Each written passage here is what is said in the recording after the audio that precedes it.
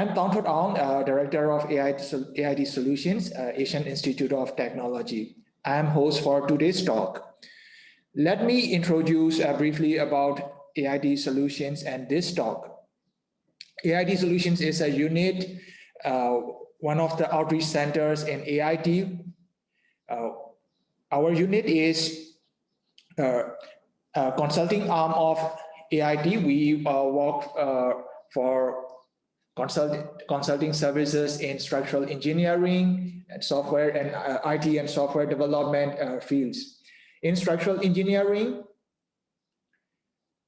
we conducted the performance-based seismic evaluation services for tall buildings, wind tunnel testing services, and in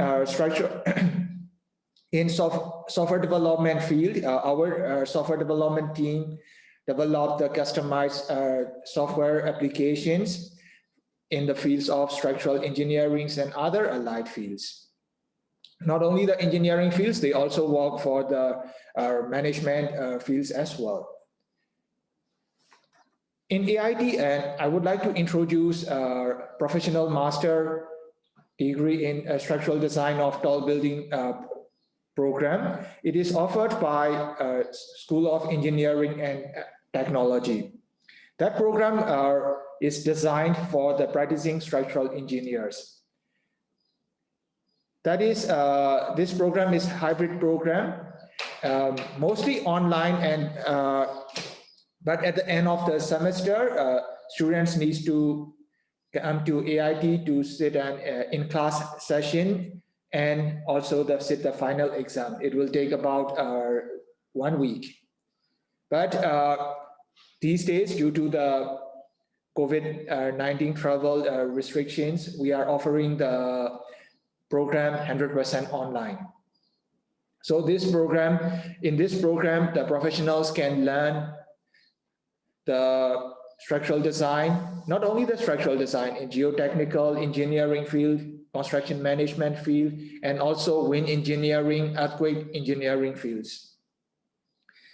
So let me introduce about this talk. This talk is, we invite the experts in the fields of structural engineering and other allied fields to share their experience and knowledge. Let me introduce Professor Mendis, the speaker of today's talk. Professor Mendis is a professor in civil engineering at the University of Melbourne and director of Australian Research Council Centre on Prefabricated Buildings.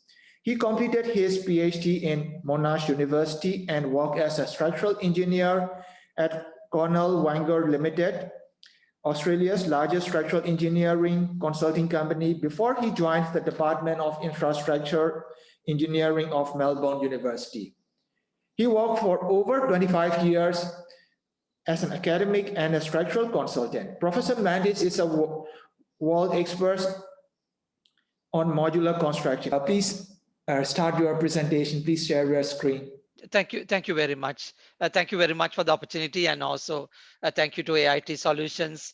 Also thank you from my side to Mr. Shilpa as well, who's the director of CSEC Sri Lanka, who has been a student of AIT and working very closely with me to facilitate this, and to, of course, Justin for communicating and to be really to getting this to work. So I will, rather than spending a lot of time, I will directly go to the screen, and then I will really mention a few things of what I'm doing. Is it possible? Can you see the screen? Yes, we can see your screen. Oh, thank you very much. So today's topic I just mentioned as a prefabricated modular construction, state of the art, and really we'll be really just going through today. It's a big area, and been in this field for some time. I had to say that, yeah, so I'm trying to really summarize a lot of things here.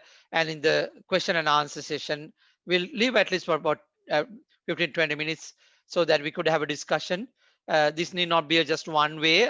In the presentation, I will complete, and then we have time for a good discussion.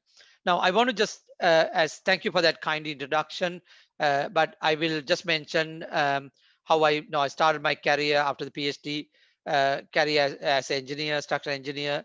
I worked about 5 years, even that a little bit of part-time with that and the university as well after that. So that we had, like, I was allowed to do both at that time. So which is really great. And joining Melbourne in early 90s, been still there leading a lot of things there in the civil engineering side, been one of the most senior in the department. So at the moment also, I will briefly touch on the center. This is, I think, the only really like a center in the world dealing just with prefabricated side. So there are other centers construction, but dealing with not just prefab, but other things as well. But we are just really just focusing on that. And I also had to acknowledge for these slides two people, Dr. Tarak Gunawardena, a senior researcher who had been always with me after doing his PhD. He's the first PhD on the modular side connections in the world, I think. And then Dr. Kasun Chanaka is our center manager and a senior researcher as well, working very closely with me. So some of those slides came from them. Presently, my projects, I just, this is my start to the construction industry, being the project engineer for the telecom corporate building, 200 meters tall. And then I'll just switch this off. The 200 meters tall, and then the Eureka Tower, still Australia's tallest building, slightly overtaken by 108. So I had an opportunity to work in those projects. Burj Khalifa, some of my work has gone in on the high strength concrete columns. Lotus Tower, South Asia's tallest tower in Sri Lanka. I've been working on that, especially closely with CSEC, with Mr. Shamal Fernando. Now, I want to just touch on, this is prefabrication. Now, prefabrication word, so what's going to happen? Just to make it interesting, I want to say that the prefabrication is going to stay. And in my prediction is 10, 15 years time, everything, most of the construction will be prefabricated. We'll be eliminating a lot of things on like the doing in situ, which is going to go away. So we'll try and do much as possible in the factory and then brought to the site. It's a worldwide name like IKEA. IKEA, how it started, and now that we know, we just go there, go to IKEA, buy something, just and then come and do that. Like it's sort of prefabricated components there. So this is new, not totally new, because we can go back to the pyramids. And the pyramids, if you see here, this diagram where Dr. Tarak gave me this, it's really like even at that time they were just saying that rather than having smaller stones, why don't we do a bit more bigger stones prefabricated, and then just brought to the site. So this is 4,000-5,000 years old. There's example coming from where I was born in Sri Lanka, where there's a structure. It's about 2,000 years old, and that is also, you can see the prefabricated pillars in that. This is a 7-story structure. So it's really, even at that time they were thinking about prefabricated. Why not that way? So coming back to a very simple definition of what is prefabrication, what we are aiming at now, trying to in the world, trying to improve this, trying to make it so the definition, if I define this, real modular definition means 3-dimensional. There are 2-dimensional, I'll mention later on. Prefabricated is quite important.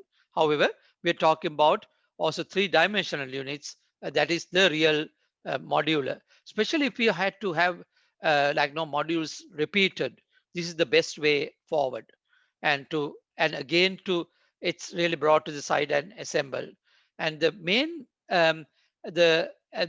issues and characteristics are the fast construction. We all want to do very quickly things. We can do it in factory, brought to the site. Now, I don't want to mention COVID so many times, but we all are now post-COVID, not post-COVID even, we're still within COVID world, and we are getting used to all that. So every country had disruptions. So the ones really even doing in the factory rather than in situ brings a lot of health issues, other problems. So doing it in a factory, in a controlled environment, which everyone's safe, is much better. So the what is happening is already happening. People are even starting to ask questions, especially now with this the COVID world that we are used to. Like, why not just do it in a safe environment, healthy environment, bring it to a site and do it anyway. So this fast construction, plus there are many other things can be done. And after we finish, then we can just go and even really put it somewhere else. So the one on the right hand side is the modular unit being brought, and then that's can be done in the factory. Full unit, everything, even the fittings are done, mechanical services and all that are done in the factory, brought to the site by the the transported crane it, and then placed on time. Especially repeatable units, I'm going to give some examples later on. Repeatable units, like it can be hotels, it can be hospitals, it can be school buildings, being repeated units, and apartments. A lot of things can be done. Even office buildings can be done, but there are because of the it can be properly supported. Now, this just to where the old we are used to, bringing the site, all the lots of reinforcement, and it's not even clean the site, doing it on site, lots of work on site, difficult circumstances. But the new will be done in the factory and then brought in, just place it. Even in the, especially a lot of things start in the winter, cold countries as well. Can't do any work during the winter. So it's really because of that been no more work was done in the factory during the winter, even then, even put in winter or summer. So my early beginnings of this area was about, now I think probably 10 years back, could be even more. Started working with Pender Castellis, a well-known architects, both architects, and especially Nanda Castellis had this vision. Let's go to prefab. And so it's really done reasonably well. We can do a bit more. Now this is getting popular in other countries as well. This is a that 58 single story modules, and we did a lot of work at my team, and working on this. There's some, that is the unit, complete unit, which was done on in the factory, and brought into the site and placed one by one. All the fittings were done in the floor structure, windows, only the connections, we had to get it really right. So I'll have some comments on the connections even later on. Sorry about the Chinese writing here. That was like now the talk I gave in Shanghai. The modular buildings, no, it's really prefabricated. The again the normally fully fitted out in the room size volumetric units installed on site as load bearing building blocks, used to create varieties of apartment types for high-rise buildings. So speedy construction is the key. And I'll just mention some examples. So if you, how this time savings come? Because in an ordinary traditional site build, we need to do the the side again, the foundation is difficult, it takes time, and then we had to do one by one. We had to wait for the foundation to finish before we start even think about things, because we had to finish all that before we do in situ all the other things. Now, what happens in the modular, obviously, is that huge time saving here, because while we are doing the foundations, we are also working on prefab foundations. It may take a little bit of time for prefab foundations to come, but the once the foundations are done, then people can come and put do work in the factory, starting on the superstructure. So huge saving in time. And here the typical module being built in is one of the partners of our center. So pre-built, very active. They are that's their inside that they're building, how this full modular are built. there's a really factory setup had to be carefully planned and done. That's a factory jig. So there are other systems as well. The first to come is called the unitized building system. You can read some of the things in the web also now. So I will just only touch on those things. So UB is the beginning as well of this the journey, and that's that under Custody's view. So then there are other examples, student apartments in UK, and then in some cases the in situ core, RC core can be built. It's not prefab, and then all the other units are all around the concrete core. So there are other one nine apartments, Soho apartments. There are lots of examples coming through now, because look, you can do wonders with this modular type of construction. So other examples are coming up now. This is one of the so because limited time, I won't show everything, all the examples, everything, but some key examples I want to show. The Lartrop Tower in Melbourne, in fact, it's designed and construction stage managed by one of our good friends, Dr. Shan Kumar. To acknowledge that, so we won so many awards for this building. This is the tallest real modular building, I think, in the world. There could be other ones coming up, but so the Lartrop Tower in Melbourne, if you happen to come to Melbourne, you can visit that. So modules are brought to the site. I'll show some more details of this one. So that's the site, and now it's all completed without any problems. The other one which is coming in the world in a big way is these bathroom and kitchen pods. So we were used to doing the kitchens and bathrooms of even apartments and all that, those buildings on site. There was a time I'm used to, even we were doing the wiring. We means the building services people are doing the wiring on site. So a lot of things are now, we can't afford to do that. Labor is expensive. We don't have much time, and the quality has to be maintained. So these are the units. These are going to be the case now. Even already in Australia, uh, all the apartments and those buildings, even in-situ buildings, they don't do the kitchens and the bathroom pods. They all brought and then really like install. So it's very huge saving in time, and as I said, the quality as well. This is the sink bathroom pod system of the Hickory building systems. So the three types of prefabrication, I will really only for the participants, I will make sure that this is available PDF file or the presentation. So you don't need to take down any notes. But if you just like no listen, it's good enough. So the types of prefabrication, there are modular means, as I said, the 3D. So the 3D and then panelize. It's good to know the difference. Panelize means panels. See, they are not just one panel. They can be bigger panels, but they are brought to the side. The panelize are brought to the side. Other ones, the third the type is sub-assembly or pods.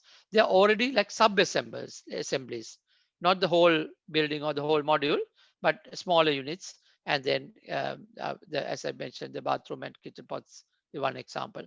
So there are different, that's why opportunity for lots of people, those who are even doing the course, I know in AIT, to many others joining today. I think many, I saw names from different countries in the talk. The the in fact these cladding systems we can improve because they can be done on like in a factory. So we can maintain the quality, we can do other things because we are used to doing this on site. It's very limited things we can do. So the cladding systems, where the cladding or the facades of buildings, they're all from prefabricated. This is a project, if there are any questions, I'm happy to answer, but this is a project that we are working with the company, CSR, with this, we got a government grant for that to work with them. So this project is finished, but we continue to really work with them. They are the cladding. So cladding was done, or the facades were done in the factory and brought into the site and fix it. A huge amount of time it's been been saved. So panelized construction also, there can be flow systems that in the future we are not going to go and just put no concrete onto a floor and just leave it like that. It'll be a flow system like with the prefabricated flow system. It's already there. Some of these systems even I have used when I was an engineer, but that's now done in a about more systematic way and more efficient way. Some examples from the how we can make use of this good product or the so these are some homes. I'll run through very quickly. The houses total modular, and you can modular, there's a saying that modular is just a cages and like containers. It's not that at all. It can be customized to any project can be converted into our house. Even architecture design houses can be converted into prefabrication, huge amount like saving of time. So these are some of the modular projects by pre-built. Even the McDonald's, all done by this company, mostly by this company in Australia. They're doing the McDonald's. They're all so they do is prefabricate them in the factory, just brought into the site. Some of the other examples are here. The school buildings is a very good example because the the if you think of a school like no it's you can't really interfere with the studies what they're doing, noise, the dust, and then all the other interruptions that if you try to build a building. So what happens in Australia is that two states, Victoria and New South Wales, is compulsory. Other states are also encouraging that to really go for modular construction for all school buildings. In Victoria, we can't have any other way. We had to have a modular all school buildings. The reason, one way, that when students go on holiday, in between terms, and when they come back, they have a brand new building.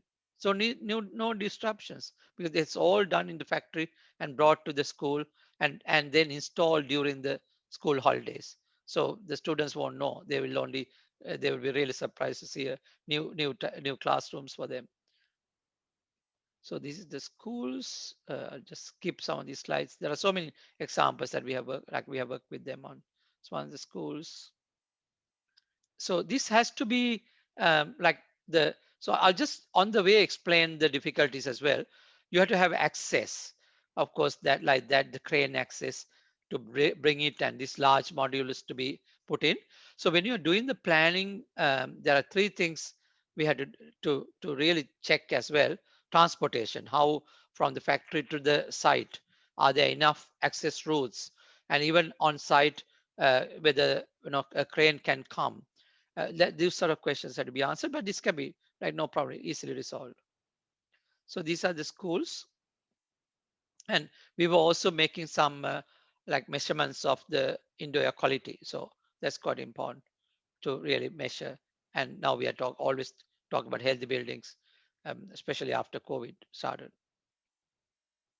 So railway station is another good example that one of our partners doing at the center. That is, so we work with them on all these projects, at least for the first one. After that, they replicate the same thing. Railway stations, many railway stations are now done prefabricated like modular construction. The reason is, again, we can't have any disruptions during a station. You need day to day. You can't stop people coming through the stations, all that. You can't close down a station. So what happens is Friday evening when workers go back, they don't see they see the old station. When they come back on Monday morning, they see a brand new station, railway station. So they can use because all the modules are done and then just brought to the site during the weekend and then placed them. So this example of one of the stations, the module is being brought to the station. Healthcare is another very good application where because it's repetitive and very standard plans you have. So it's easier. Even as I said, for a complicated plans, you can do modular, prefabricated modular, but it's easier even for these standard plans. So this is the health in one of the places. Police stations. Again, you can't have any where you can close the police station for even for a few minutes. So modular is a very good way of really like you're doing something outside and brought in there. So these are prisons is another example where modular is used a lot now. They put it in the tender documents that now started to do that. So that's really encouraging. We were also pushing for it to the center, but it's really, really good. Even I'm talking about Australia just here. But in the tender documents, like the people who are having the modular construction would have some preference to be selected. Post-disaster reconstruction. We know just after disaster, I know the tsunami hit our region, even like now 2004, I think, yeah. So really like the post-disasters, there are earthquakes happening, many other things. So the floods. So it can be done very quickly, done in a factory and just in unaffected areas. All this can be done quickly transported to the affected areas, even for temporary recommendation or permanent recommendation, the accommodation. Okay, I'll see whether I can see this video. I'm not sure if I can see this.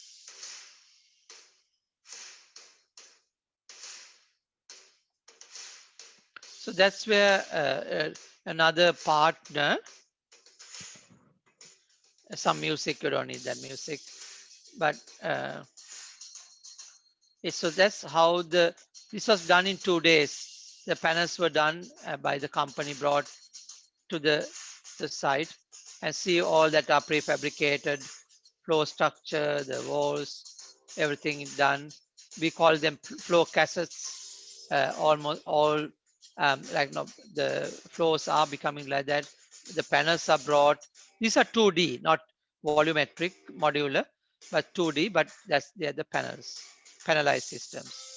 So just a matter of placing the panels. We are used to some precast panels also, but these are more of the um, timber system transported. I'll just stop there because I save time. So that's the end product.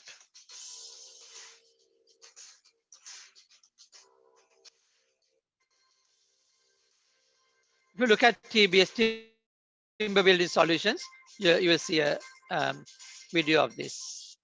This video may not be there, but other information you will see. Let's go back to the presentation.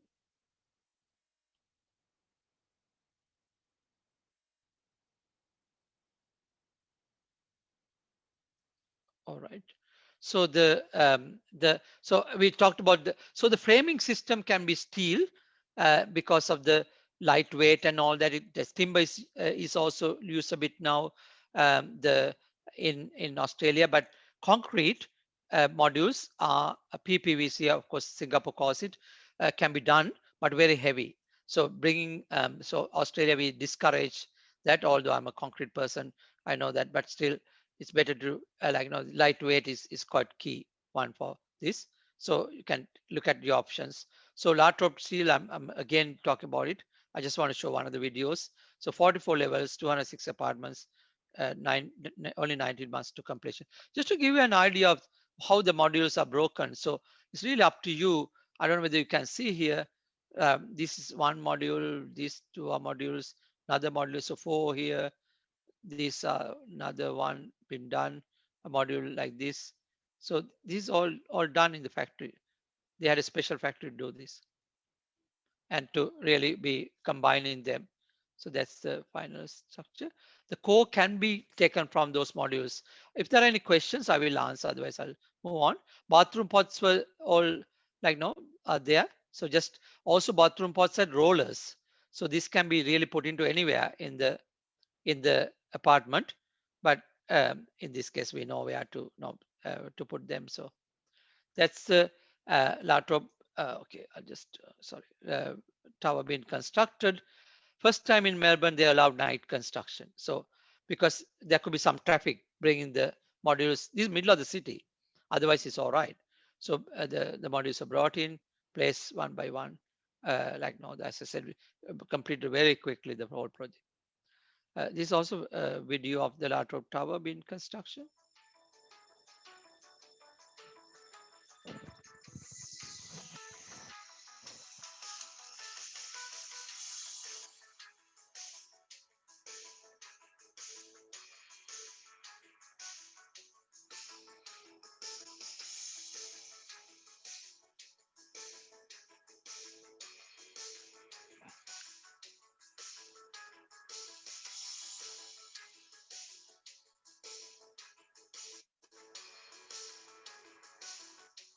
So modules see one by one being put in very quickly. They did about 2 or 3 modules a day. So imagine the uh, saving of time, which we can't do through in situ. That's why this is going to be popular in the future a lot. So I'll run through very quickly. As I said, I'll send the presentation. This is the 461 Dean Street in New York. In a very busy place, still they could do it. Example from China, Soho Tower in Darwin. I want to just show this to show you the type of modules that was brought in and connected in this project. And then on site, just have these corner columns being joined together. That's the plan view. So apartments, AP2, just how apartments are cut. Like again, it's obvious way in this case. So all these are apartments. So we can do some work. Those who are, the master students also here, there can be like again some innovations to be done. So more of here, the connections are the key, because we can have all the modules. Connections have to take the had to be connecting the most important modules. So we can have like corner columns. Yeah. Okay. I know I will answer these questions later on. There's a question on connection details. I'll show you some diagram of that. There are certain limitations of how we can communicate. There are some IP involved, not from our side, but that even we have helped people to develop these things. But so there's a question in the chat side. Please even feel free to even write to me. Maybe I may have to give some connection details later on. I will show some details later. Okay. Now I will skip this one because we are talking about the different connections. That's the so tower being built. It's all done. Can't even say module or not. So general design requirements. There are some students also here. So even for engineers or others, it will be very important. So there are general design requirements for modular buildings. Number of them are same as traditional. So we don't need to worry. But the ones that we had to worry are specifically is logistics. Of course, we had to have all the materials in place before we make a start. And that is so some logistics involved. Otherwise, it gets delayed because it'll be done very quickly in the factory, unlike on site. So in this case, the lifting is really is a key because okay, right. So it's the lifting. So we need to carefully, depends on the arm, you need to carefully design that, and depends on the lift. Depending on the weight of the module, you need to control the lift. Sometimes difficult to do the very heavy concrete ones because of the difficulty of weight. So here I will skip that, but then you need to come up with the lifting strategy when you go to the site, measure things, and then see whether it can be really used there. There's one complication because with modules sometimes very difficult to attach the crane, the where this part here attach the frame so it won't topple, but modular may not be designed for that. So there are some things you need to start thinking early. Design for transportation, we discuss with this one. Just take this example here. See, a big cantilever is being formed because in this case it's transported like this on top of the vehicle, oversized vehicle, but then it's sort of jutting out. So like there could be some cantilever. So it's not been designed for. So transportation planning is quite important. So we need to do some temporary bracing and temporary columns when you're doing that. And then just touching on the wind design, the static versus dynamic, maybe I'll leave it to another talk. Like I give a lot of talks on these tall buildings. You heard from AIT, like very good lecturers as well with this knowledge, some of this knowledge. But wind design, we develop a lot of things. So it's very similar to the in situ. I'm only talking about only the differences. Only here, if you look at here, the connections itself can be flexible, so that can add to the overall displacement or the drift. So we need to be carefully looking at that aspect. Fire is a key one. This is a fire. Again, I will send some slides there. That fire, there's one issue here. There's a plan view because the fire can be between the modules. The fire can really travel.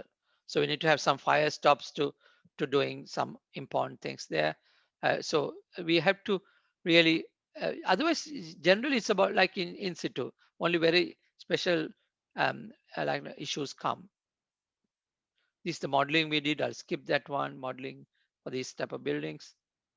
This is one example, the fire design. This is the timber building systems project, and in this project, Kate Nguyen and Kasun Chanak work very closely, coming up with very good solution where first time I think it's been done where you do the fire engineering side, develop certain things, the fire resistance, same time you parallel do the structural designs as well, so that you can really have a very optimized hybrid system.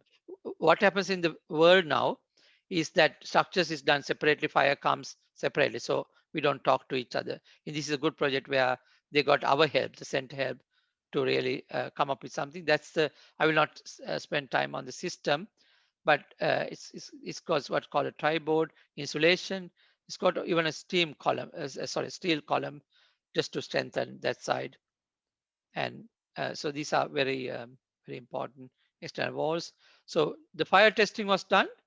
First, smaller panels were done in one of the Unimel facilities in Creswick, and then it was planned. So rather than going to the full scale test, these prefab panels were like not tested in a smaller scale at first, and then again brought and the larger tests were done.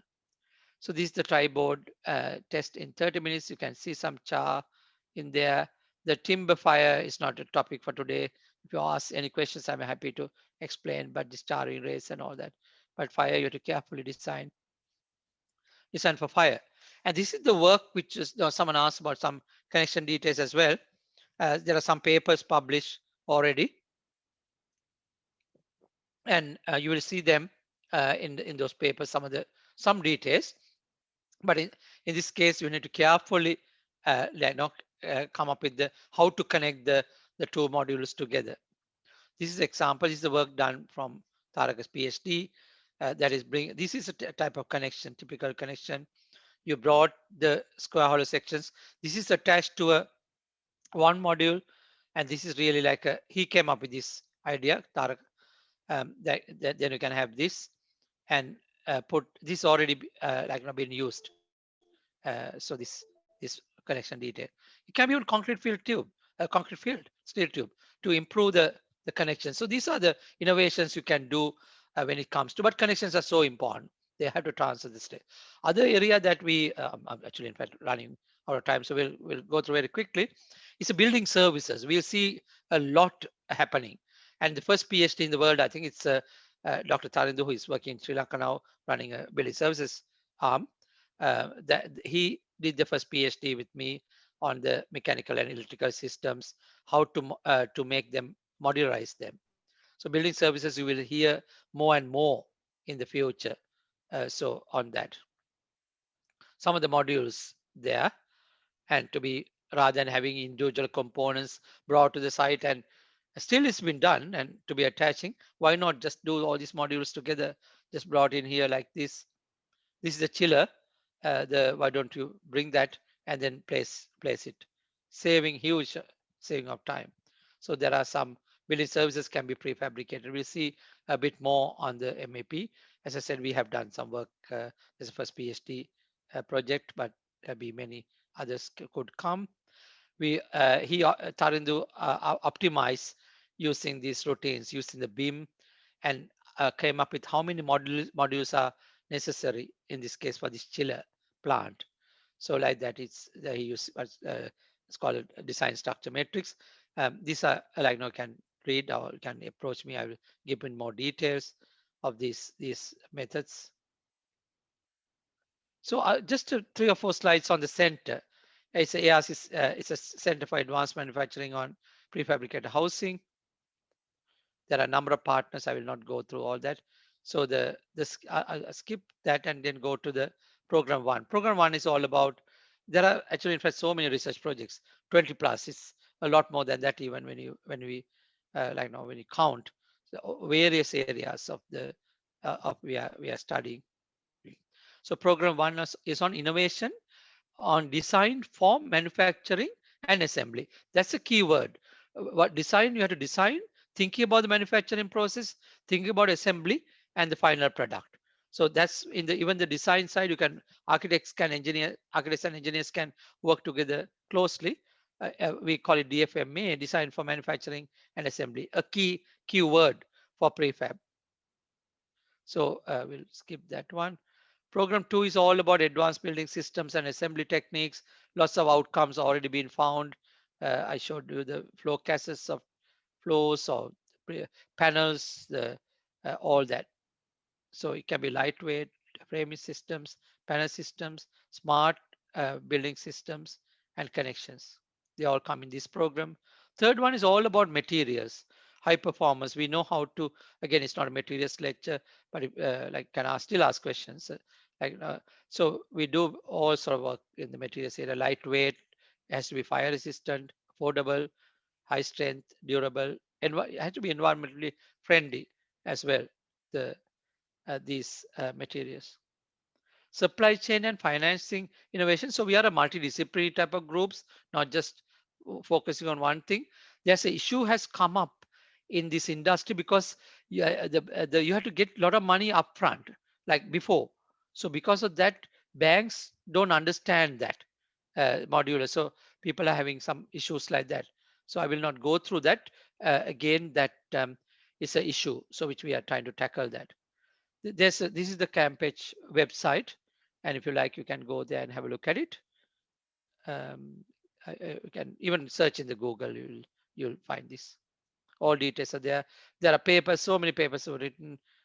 My group plus others involved in the center. You can have a look at that in the reports given.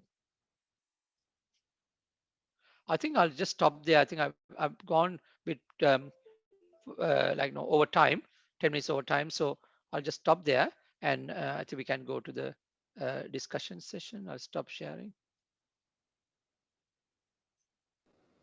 Thank you very much, Professor Mendis, for sharing the benefits of prefabricated construction and also important considerations to be considered in the design. So let's continue to question and answer session. Okay, the first question is,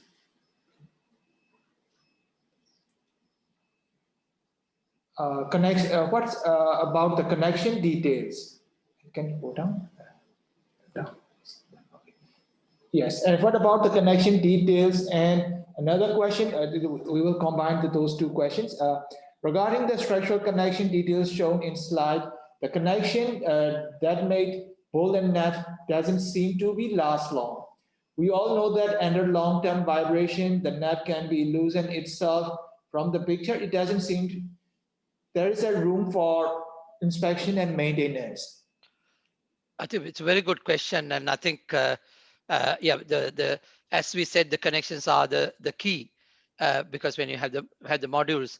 So this question also, we know it's a general question in any structure. We know there's some question on the whether the bolts and nuts are like, no, it can stay. So it can be Minnesota bridge failure or somewhere where, like, no, they saw what happened to the connections even in bridges, led to a lot of failures. Now, so what is happening is it's true, but these are very that's why normally bolted connections, yes, all bolted connections, if of course had to be done, it should be done on site. So tried to really so you can have some innovative methods. Now today is not a lecture on bolts, but you can read about some blind bolt systems are coming in a way. Then also very easy to connect type of systems. Somehow is still we have gone long way in, as we know, bolting of structures. So it can be done properly and very high quality. So it's no chance that this even under longer term vibration this to be loosened, because we can take some precautions. We know there are some remedies and all that. Now, in terms of the other thing, if we have to inspect it, we have also developed a lot of things on the non-destructive testing side, and where you don't need to really really approach all the modules. You can see the, like, you know, the connections. You can really look at the quality still from away from that reaching exactly there. So this will see more you will see becoming more popular. Good question, but we don't see any problems with that of these bolted connections. But again, happy to communicate a bit more on that. Shall I keep reading from the chat, or? Okay, next question is, what about the application of prefab in earthquake-prone areas? Very good question. As I mentioned, Dr. Tarakas, of course, his PhD at that time, like one of the first in the world, is of the earthquake. So my advice would be to really have a look at that. I think it's freely available in the web. Taraka Gunawardana, the PhD from Melbourne, like my group, have a look at that. With the earthquake, there are a few other papers we have written, but answer is yes, it can be used, because if we carefully design the joints, there's no issue at all. Yes, we have to really be a bit more careful on joints, because we had to check also the drift and the movements and all that of these connections. So a good question, but it can be designed, yes. Okay, next is, can PBD, performance-based design principles, be applied to prefabricated building design? That is really, it's going to come. Again, I had to acknowledge my my good friend Dr. Anwar as well from AIT, who has done lots of work on performance-based design. I was listening to him. Both of us gave a talk also recently in one of the forums. There were a couple of people from AIT, but Dr. Anwar has been great. Now, the PBD, whether we like it or not, is going to come in a big way. Codes are going to change, like the modular. The codes are going to change. We already the fire codes are performance based. We know, again, we'll leave it to another time. Earthquakes, as we know, displacement-based designs and a number of other like more performance-based will come rather than prescriptive type of code-based methods. Yes, the answer is yes. We are already applying the performance-based design principles for the prefabrication, yes, buildings. Okay, next question is the bolt installation on site turn off the nut or just snap type? Right. So it depends on the type of connection that we are designing. So it can be even tension bolts as well. It can be tensioned, or else it'll just kept stuck tight. Depends on the, similar to a in situ type of connection. Yes, that depends. Yes. Okay. And next question is there any testing method for the designed connection? It's a good question. Like it's like we do some non-destructive testing. Yes, it's like the normal steel connections. Now we don't really, yeah, we even the welds are advantage of this. This is because of course we can do all the welding and like now in the factory, so we don't need to even all the testing of the welds and all that is done in the factory, but only that modular. So we try to keep less connections as possible, have a more things done in the factory, larger modules, all sort of things. But if it's had to be done, we can still do that in using non-destructive methods. Okay, thank you. And the last question is, are there any difficulties encountered using, that questions, are there any standards or guidelines to calibrate the prefabricated components of buildings? And what are the main environmental measures of adopting prefabrication modular construction? I think again, they're all very good questions. Now, there are no particular standards or guidelines. There are, you will see papers around on the prefabricated modular, but we are also, we just depends on time because we are also very busy. We were even asked to really come up with some guidelines. There are some crude documents around, but there are no systematic standards or guidelines. Now, what we have to remember is that the design side, as I said today, I didn't have lots of time to explain that, but the design side is lots of things are very similar to the in situ. So we can bring lot of details from the present standards. Only thing is we had to develop special areas that what we are more of focus will be on, like transport, lifting, some more standards and guidelines. Even in the design side, I was talking about the cavities between the modules, could be have some fire issues. So what we have done is to identify what is different from in situ and like prefab. And it's a good question. We will be like you will see a bit more in the future coming from us, some of these guidelines. Okay. So due to the time constraint, we will take only one more question. And are there any difficulties encountered using these prefabricated modules, in particular with various discipline coordinations with shop fabrication and field erections? What mitigations are done? It's a good question, but one thing I want to just put forward in other way as well. In situ, it's a real huge advantage, because in situ, very hard to get the different trades into there and all sort of interactions. But see, we do lots of things in the factory, so it's very little had to be done on site, the coordination. So it's actually, if I put it in a different way, it's a huge advantage of the prefab, that exactly what is mentioned there. Coordination of the disciplines. Okay, thank you. So we will conclude our session. And thank you, everyone. I look forward to seeing you in coming talks.